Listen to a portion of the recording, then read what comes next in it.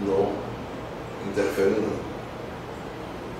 Em energias mais baixas, então esses estados de foco que envolvem grande número de partos, eles não importam muito em energias baixas. Mas, à medida que essa energia aumenta, esses estados vão ser significativos e vão descrever fundamentalmente gluons, como a gente já viu, que são as partículas, são os partos que mais, cuja densidade mais cresce com a energia, de forma exponencial. Como esses gluons estão internos, por exemplo, no caso do próton, né, que tem um momento, um cone de luz igual a esse P mais aqui, com o número de gluons é muito grande, esse momento se divide entre um grande número de partos. Um parto típico vai ser portador de um momento individual muito menor do que o momento do radon, no caso do próton, né? E essa fração é dada exatamente por aquela variável x de Feynman. Então, a compreensão da física da QCD em altas energias, que equivale a dizer x pequeno, é que a gente entenda as propriedades das componentes gluônicas da função de onda no cone de luz do radon. Então, aqui nessa equação, aqui nessa função de onda aqui no próprio, né, você considera apenas os gluons. Os quartos, eles não vão ser significativos, porque exatamente você está com uma densidade muito maior de gluons do que de quartos. Isso faz com que essa aparente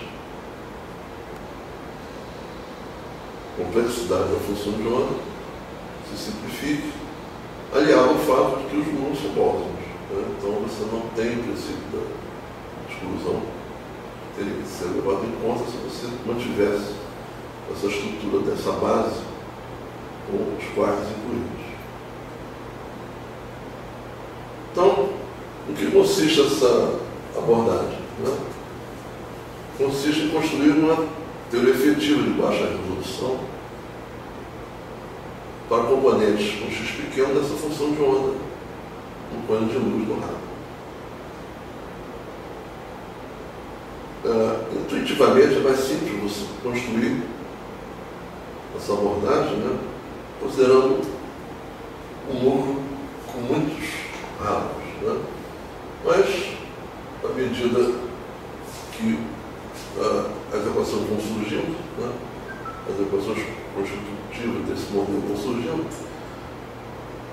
vai ficar claro que, como a gente já viu, que com um x suficientemente pequeno os radons se equivalem, né, a teoria ela pode ser construída independente do tipo de radon, usando, mais uma vez, acompanhamento fraco da QCD. Então, essa análise aí é feita usando-se esse modelo do CGC, no caso de um núcleo pesado, ou seja, com muitos radons, que foi o primeiro modelo de CGC que foi a ser construído, né? Então vamos ver um núcleo do referencial de momento infinito com um momento tendendo a infinito, evidentemente. Vamos admitir que esse núcleo possui uma extensão transversa, né, aproximadamente infinita, uma distribuição uniforme de matéria nuclear.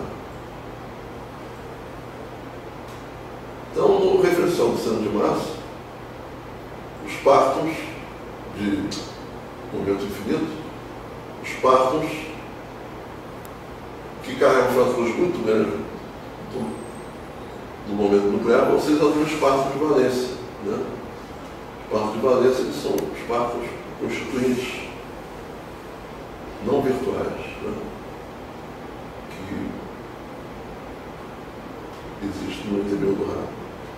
Eles sofrem uma contação de lotes, né, dessa ordem. Os mini-partos com fração de momento muito menor do que 1, eles vão se encontrar deslocalizados no sentido x menos sobre distâncias muito maiores. Estimando cinematicamente, né, nesse caso, se vê que partos com frações de momento muito menores do que a raiz cúbica do peso atômico do rádio, eles vão se encontrar deslocalizados sobre distâncias maiores do que o próprio diâmetro nuclear.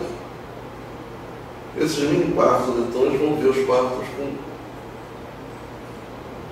grande fração de momento linear como fontes infinitamente delgadas de carga de corpo.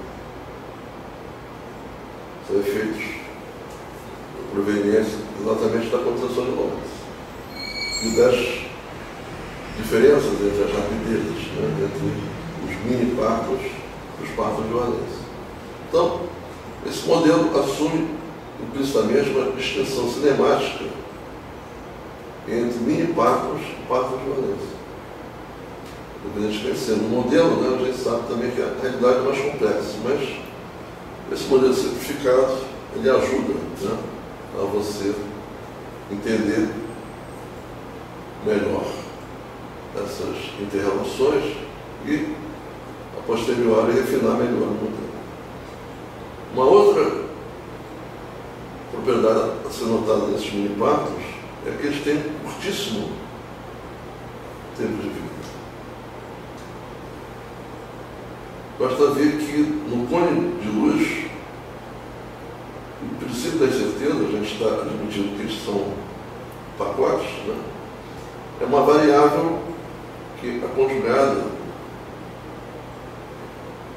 do tempo de vida, a sua energia do cone de luz, usando a relação de dispersão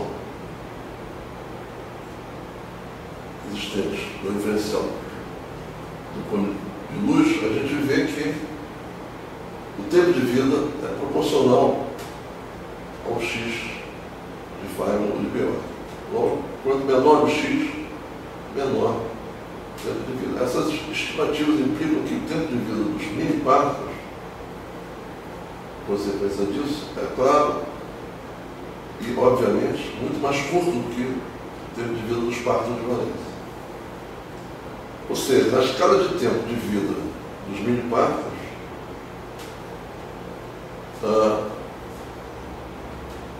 os partos de valência parecem existir eternamente, né? Então você pode, por causa disso, considerar os partos de valência como fontes estáticas de carga de corpo. Essa aproximação é fundamental no modelo, né? Simplesmente porque a escala de tempo de ambas as classes de partículas, né, os mini-partos e os partos de valência, elas são muito distantes, né? É como se os partos de valência estivessem parados, né, e com uma vida eterna. Logo você pode considerá-los como fontes estáticas de carga. Uma outra forma de interpretar isso fisicamente é vendo que, como o momento dos partos de valência é muito grande, não há recuo pela absorção ou emissão de um quanto de momento pequeno, né? Então, efetivamente, é como se eles se mantivessem imóveis em relação aos mini-partos. Essa aproximação, ela não é nova, né? Ela é inteiramente análoga à já citada aproximação eikonal e corresponde a se interpretar a nuvem de mini-partos se acoplando somente à componente positiva de uma corrente no cone de luz. Essa corrente no cone de luz pode ser escrita como essa expressão aqui, onde o ρ é a densidade carga de cor do quarto de valência no plano transverso, no X transverso. Essa função delta em X menos implica uma folha infinitamente fina de carga de cor. Se pode, né, flexibilizar essa hipótese, né? Ele sabe que essas aproximações às vezes elas são muito radicais, mas você pode fazer uma ρ que não seja infinitamente fina, né? Ela pode assumir uma espessura. Isso mais adiante vai aparecer. Mas o fato importante é que essa ρ é uma densidade de carga estática. Ela independe do tempo, como a gente já viu. Então vamos ver essa densidade de carga de corpo e de que forma ela é gerada, né? Vamos assumir que o núcleo interage externamente com uma partícula incidente de teste que tem uma resolução de distâncias no plano transverso, delta x transverso, que forçosamente será muito menor do que o tamanho do núcleo, né? Que tem aproximadamente a extensão da constante de confinamento da aquecedor. Enquanto que na direção longitudinal, essa partícula pequena, com um x muito menor do que a raiz cúbica do peso atômico do núcleo, né? Ela se acopla simultaneamente a partes de núcleos distribuídos ao longo do diâmetro nuclear, né? E como a sua extensão transversa é muito menor que o tamanho individual dos núcleos, ela vê esses núcleos, né? Prótons e nêutrons, ela os vê como fonte de carga de força. Se a densidade dos quartos de valência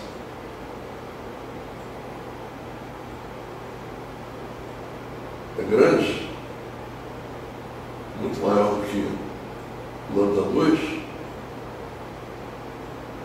e se o inverso dessa densidade é muito menor do que sobre λ, né?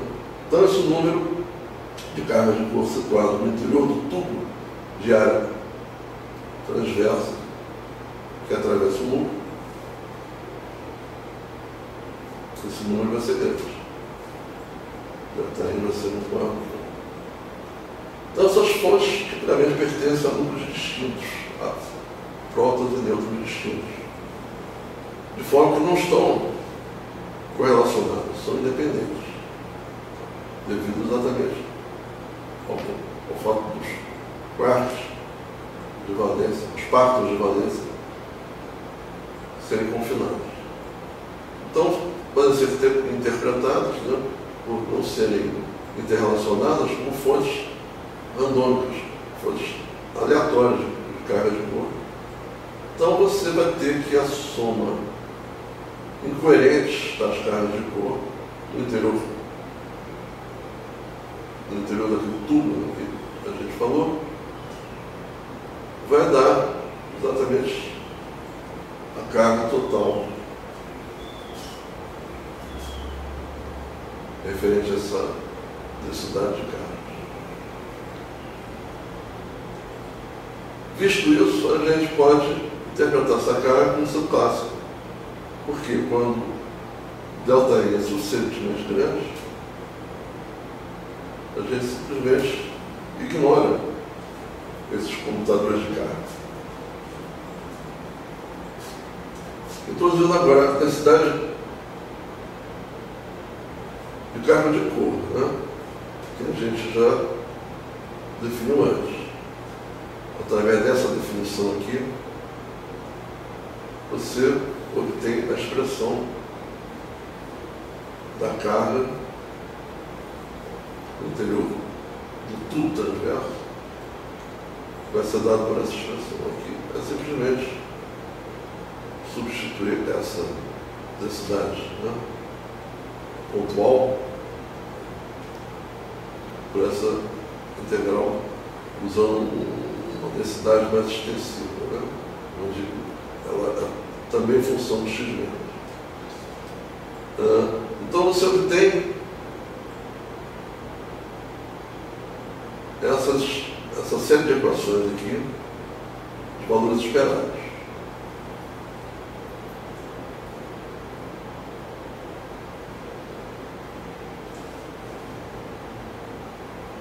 É importante observar, né, que não existe uma dependência explícita de x+, né, porque a gente assumiu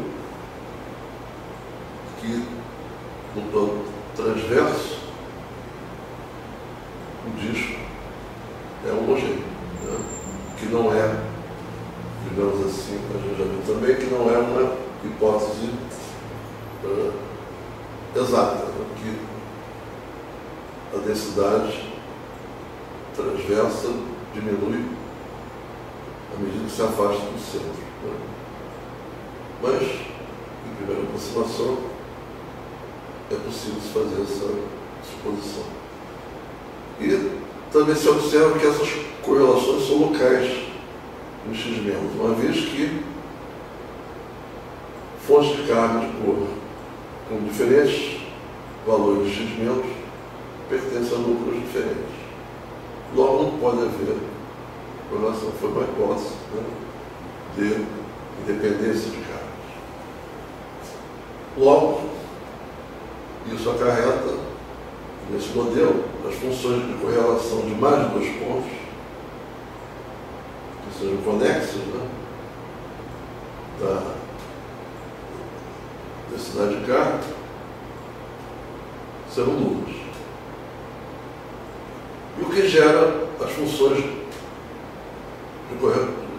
correlação que a gente encontrou anteriormente. Essa função peso. Observando-se essa função, a gente vê que é um funcional gaussiano, cujo kernel é o kernel local.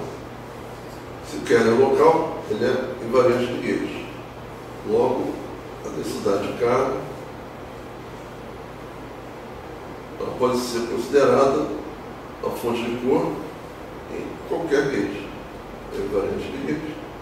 Mas, quando você for estudar a dinâmica dos grumos irradiados, né, emergentes dessa distribuição aleatória de carga de cor, é interessante, é útil para a gente escolher um calibre apropriado.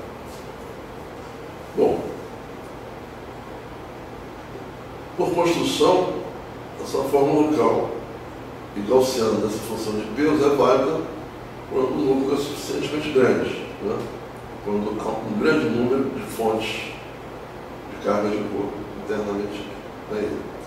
Mas obedecendo também a um domínio cinemático restrito, né? Esses resultados, então, são ou serão corretos, né, no caso de uma resolução transversa, onde Q2 é igual ao inverso da área transversa. O Q2 variando em uma faixa entre lambda ao quadrado e lambda ao quadrado vezes a raiz cúbica do peso atômico, o número de núcleos. Né? Por outro lado, a hipótese de que os quadros de valência não são correlacionados, né, deixa de ser válida quando as separações transversas são da ordem ou superiores ao inverso do lambda. Uma vez que o quarto de valência com número de cores igual a 3, que pertencem ao mesmo núcleo, estão confinados a um estado simétrico, né? O próprio composto de 3/4, o mesmo composto de 3/4. Assim, a carga de cor total, assim como seus momentos de múltiplos superiores, será nula quando for medida a distância da ordem do raio do núcleo, ou superiores. Você sabe que os núcleos não têm cor, né? Os quartos se combinam de forma que o núcleo não possua cor. Esse requisito de neutralidade de cor, por sua vez, pode ser incluído na função de peso anteriormente definida, simplesmente substituindo a função delta, né, que aparece aqui,